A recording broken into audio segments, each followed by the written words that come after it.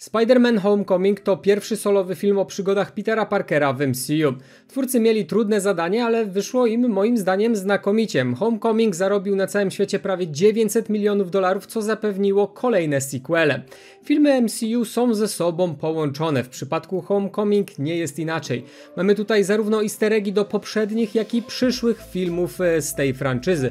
Oczywiście żaden film nie jest idealny i znalazło się tutaj kilka błędów montażowych, jednak w tym materiale nie będę o nich wszystkich wspominał, tylko o tych, które moim zdaniem są najciekawsze lub te, które mają jakieś znaczenie po latach od premiery filmu. Zapraszam. Już na samym początku filmu poznajemy Doomsa i jego wspólników. W pierwszej scenie Adrian trzyma obrazek przedstawiający walkę Avengers z Chitauri. W kolejnej scenie w ich bazie na lodówce widać inny rysunek przedstawiający Hulka. Dzięki temu wiemy, że Vulture przynajmniej na początku nie nienawidził Avengers. Pierwsza scena filmu dzieje się tuż po wspomnianej walce w 2012. Nagle przeskakujemy o 8 lat do przodu, co daje nam rok 2020. Tylko że Homecoming dzieje się w 2017, a prolog do Civil War w 2016. Po premierze filmu twórcy przyznali, że jest to błąd z ich strony, którego nigdy nie naprawili, bo jeszcze nie trafiłem na wersję filmu bez informacji o tym, ile lat minęło lub z poprawną liczbą. W relacji wideo Petera możecie zauważyć konstrukcję globu Stark Expo. Musi być zrobiona z vibranium, ponieważ przetrwała wybuchy kilku robotów w Vanco kilka lat wcześniej. Peter Parker był tam podczas tych wydarzeń, a grafiki podczas napisów końcowych to potwierdzają i pokazują. W pewnym momencie widać i słychać wprowadzenie Spidermana do MCU. W wersji z vloga Petera słychać, jak po zabraniu tarczy mówi cześć wszystkim. W Civil War wyglądało to zupełnie inaczej. Początkowo Peter nic nie powiedział, następnie gadali coś o lądowaniu i nowym stroju, a dopiero później się przywitał. Kolejna rzecz mega mnie rozbawiła, ponieważ wydaje mi się, że każdy czuje coś podobnego.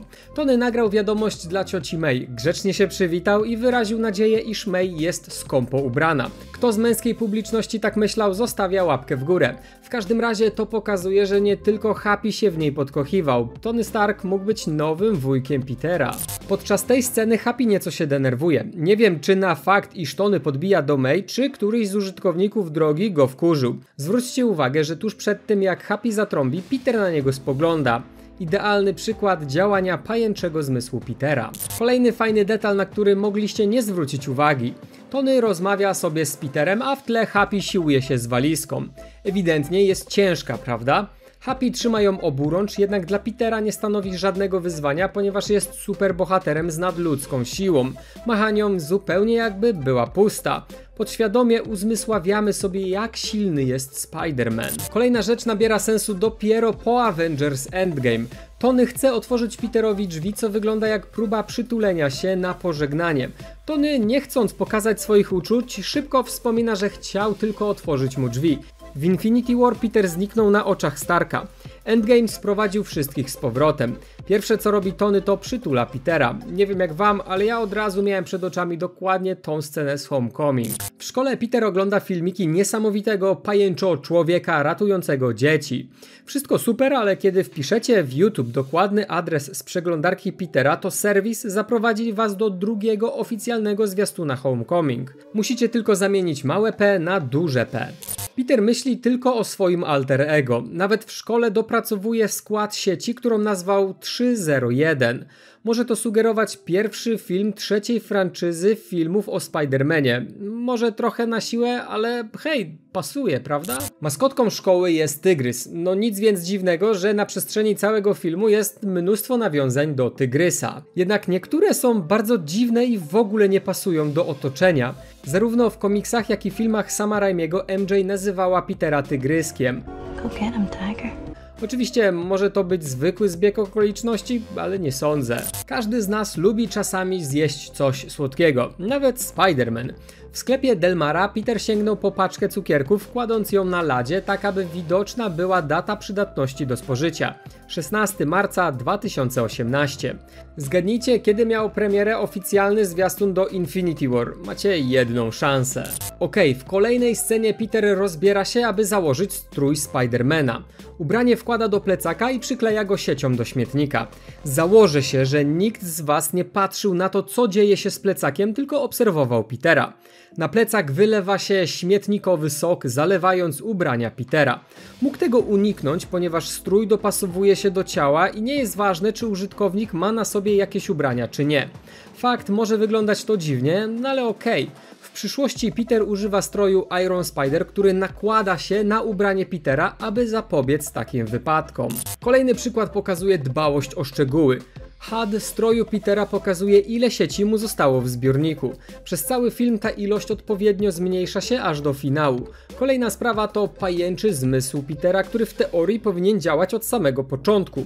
Pojemnik z siecią jest pusty, więc naciska spust, aby go wymienić. Jednak w zwolnionym tempie możemy zauważyć, iż Peter nie śledzi oczami pojemnika i jest zaskoczony jego wyskoczeniem. Wiem, że nie opanował pajęczego zmysłu w 100%, no ale chyba spodziewał się, że pojemnik jakoś wyskoczy, prawda? Podczas napadu Avengers na bankomat, Spider-Man tak kieruje ciosami, że Thor uderza Hulka, co jest fajnym nawiązaniem do Avengers, gdzie stała się odwrotna rzecz. W tej samej scenie Kapitan Ameryka używa jakiegoś działa antygrawitacyjnego na Spider-Manie, które do złudzenia wygląda jak powiększona wersja wycinarki do oczu Lokiego z filmu Avengers z 2012. Następny szczegół jest szalenie ciekawy i pokazuje, jak inteligentny i bystry jest Peter. Chcąc zatrzymać działanie broni grawitacyjnej, Spider-Man przykleił się do podłogi. Niestety działo jest zbyt mocne i odrywa kawałki podłogi. Aby to się nie powtórzyło, Peter przykleja się do betonu pod podłogą, który już się tak łatwo nie ruszy. Peter jest wielkim fanem Gwiezdnych Wojen. Dzięki tej fascynacji pokonał Ant-Mana podczas walki w Berlinie. W jego pokoju możecie znaleźć m.in. model AT-AT czy X-Winga. Ned, który odwiedził Petera, trzyma Gwiazdę Śmierci, którą upuszcza po szokującym odkryciu. Peter i Ned będą ją odbudowywali przez cały film. W No Way Home widzimy finalną wersję tej konstrukcji. Pytanie, jakie się pojawia, to dlaczego Peter jest zaskoczony obecnością Neda? Czy jego pajęczy zmysł był wyłączony? W szkole Ned wspomina Peterowi, że do niego wpadnie, jednak ten go nie słuchał, gapiąc się na lis. May i Peter jedzą sobie w tajskiej restauracji, jednak z prawej strony możecie zobaczyć chyba pierwszy koreański kościół Asgardu. Jest to zapowiedź szerszej obecności Asgardu na Ziemi po wydarzeniach, które widzieliśmy w Ragnarok. W wiadomościach pokazują Spidermana wychodzącego z Toy-Toya. Niby nic nadzwyczajnego, bo pajęczak też człowiek. Jednak co ciekawe, dokładnie to zdjęcie ktoś wydrukował i postanowił wręczyć Spidermanowi w Far From Home do podpisania podczas publicznego wystąpienia. W kolejnej scenie Peter i Ned idą sobie ulicami Nowego Jorku. Ciekawy detal, na który mogliście nie zwrócić uwagi, to fakt, iż Ned trzyma książki w plecaku, a Peter w rękach. Otóż Peter notorycznie gubi lub zostawia plecak, rzucając się w wir akcji jako Spider-Man. Nawet nie chce wiedzieć, ile wydaje na plecaki w ciągu roku. W tej samej scenie, tuż za nimi, po drugiej stronie ulicy, znajduje się sklep z egzotycznymi zwierzakami Kravinov Exotic. Kravinov to nazwisko Cravena łowcy, który otrzyma swój solowy film już w 2023. Ciekawe, czy jego początki zobaczymy właśnie w tym sklepie. Wątpię, ale możliwe. MJ ciągle czyta jakieś książki. Podczas testu sprawnościowego Kapitana Ameryki wyciska książkę leżąc. Zwróćcie uwagę na nauczyciela, który to zauważył i pokiwał głową. Nic nie zrobił, bo jego nastawienie do pracy jest raczej obojętne i widać, że nie chce mu się pracować. Auto cioci May może nie jest najnowsze, ale na pewno jest niesamowite i fantazyjne. Tablica rejestracyjna jej auta to AMF 1562, czyli komiks Amazing Fantasy numer 15 z 1962, komiksowy debiut Spidermana. Kolejna tablica to ASM 267, czyli komiks Amazing Spider-Man numer 267 z 85, który opowiada mniej więcej o tym, co w tej chwili robi Peter, czyli biega przez przedmieścia. Aha, w telewizji w ogródku wyświetlany jest film, w którym ktoś biegnie przez ogródki dokładnie tak, jak teraz robi to Spider-Man. W zwiastunach Homecoming była ta scena, lecz telewizor był wyłączony. Michael Keaton jest świetnym aktorem. Jego Batman wywarł ogromne wrażenie na setkach milionów fanów na całym świecie. W Homecoming mamy delikatne nawiązanie do jego roli. Kiedy porwał Spidermana, przez chwilę widać jego cień na tle księżyca, zupełnie jak Bat-sygnał. Następnie Peter wpadł do wody. Zaplątany w spadochron nie mógł się uwolnić. MK-47 przyleciał z pomocą. Tonego nie było w pobliżu, więc podłączył się zdalnie. Zwróćcie uwagę na ruchy zbroi naśladujące to, co robi Tony. Ewidentnie widać, że trzyma w ręce drinka. W bazie Vulture'a Shocker zagroził wydaniem całej grupy, więc Adrian chciał użyć na nim działa grawitacyjnego. Przez przypadek użył jakiegoś spopielacza. Według Tinkerera działo leży obok i wskazał na nic. W szerokim ujęciu widać, że po prostu nic tam nie ma. Po drodze do stolicy kraju kierowca autobusu musi poszukać objazdu ze względu na odgruzowywanie Triskelionu. Jestem pewny, że pamiętacie, że Triskelion to siedziba S.H.I.E.L.D. w Zimowym Żołnierzu.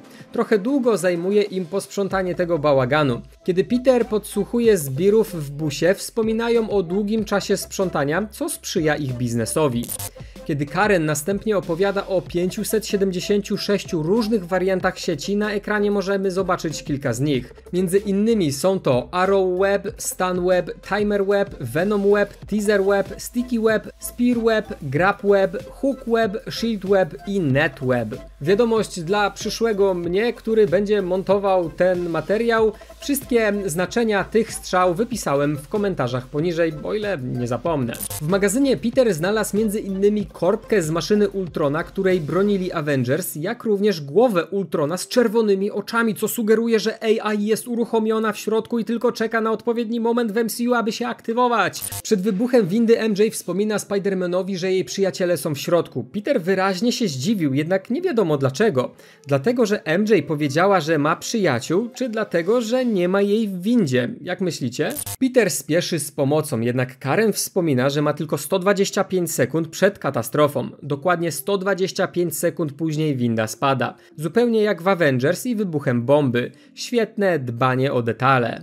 Na szczycie monumentu Peter odpala drona, którego kamera oznaczona jest symbolem A113, czyli słynny easter egg z numerem pokoju, w którym zostało założone studio Pixar. Dokładnie 125 sekund później Spider-Man wlatuje przez okno i ratuje kolegów i koleżanki. W windzie urwał się dach, a Peter to wykorzystał i użył odbijającej się sieci, która nawet zrobiła lekkie wgniecenie w metalu. Kolejny przykład bystrości umysłu Petera. Po sprawnie przeprowadzonej akcji ratowniczej Peter miał okazję odwzorować legendarny już odwrócony pocałunek Petera i MJ z filmu Sama Raimiego. Niestety bez skutku. W szkole Peter ma swój schowek, którego nikt nie ma szans znaleźć. Pod rzędem szafek ukrywa zapas płynnej sieci. Zaglądał tam wielokrotnie, a można to zauważyć po śladach na ścianie, które są tylko i wyłącznie w miejscu kryjówki Petera. Kolejna porcja easter eggów związanych z tablicami rejestracyjnymi. Lecimy. Auto Davisa to USC M01, czyli Ultimate Comics Spider-Man numer 1, debiut Milesa Moralesa. Aaron nawet wspomina o bratanku, a w usuniętej scenie mówi mu po imieniu. Tutaj tablica SM coś 0563.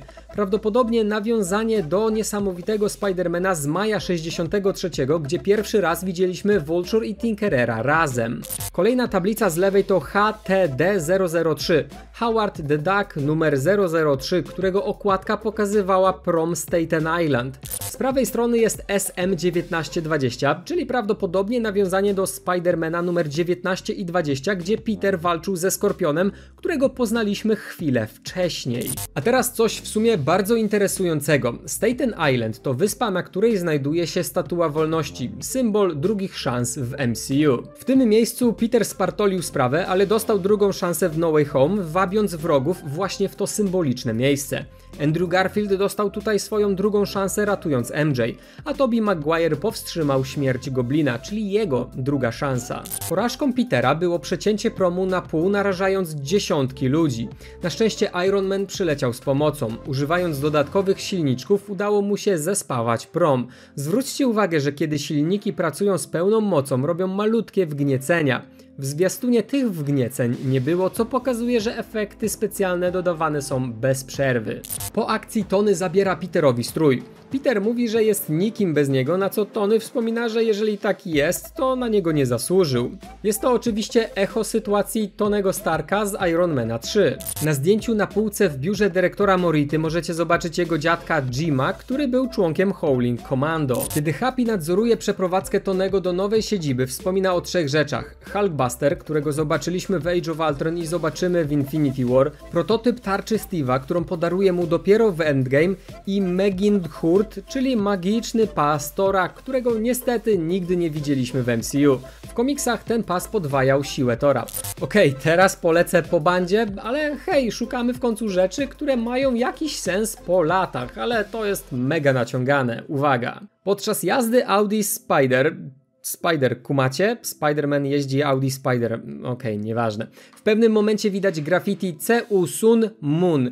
CU to skrót od See You, czyli wszystko brzmiałoby tak. Do zobaczenia wkrótce Moon. Wiem, że jest to bardzo naciągane, ale może to być nawiązanie do Moon Knighta, który pojawi się w MCU już niedługo. No dobra, nie bądźmy śmieszni, na bank nie jest to nawiązanie do Moon Knighta. Chociaż te srebrno-białe barwy... No nie wiem, wy mi powiedzcie. W Homecoming Peter 2 razy zostawił notatkę z podpisem Spider-Man. Umiejscawiał podpis tak, aby wymusić wpisanie myślnika, co jest prawidłowym zapisem z komiksu. Nie wiem, czy zwróciliście uwagę, ale na początku filmu Peter miał całkiem dobrze wyglądający telefon. Za każdym razem, kiedy go używa, możemy na nim zobaczyć coraz większą pajęczynkę. Czajcie? Pajęczynkę. Okej, koniec tych żartów. Na końcu filmu telefon jest tak zniszczony, że praktycznie nie nadaje się do użytku. A teraz przyznać się w komentarzach poniżej, kto z was ma telefon z podobną pajęczynką.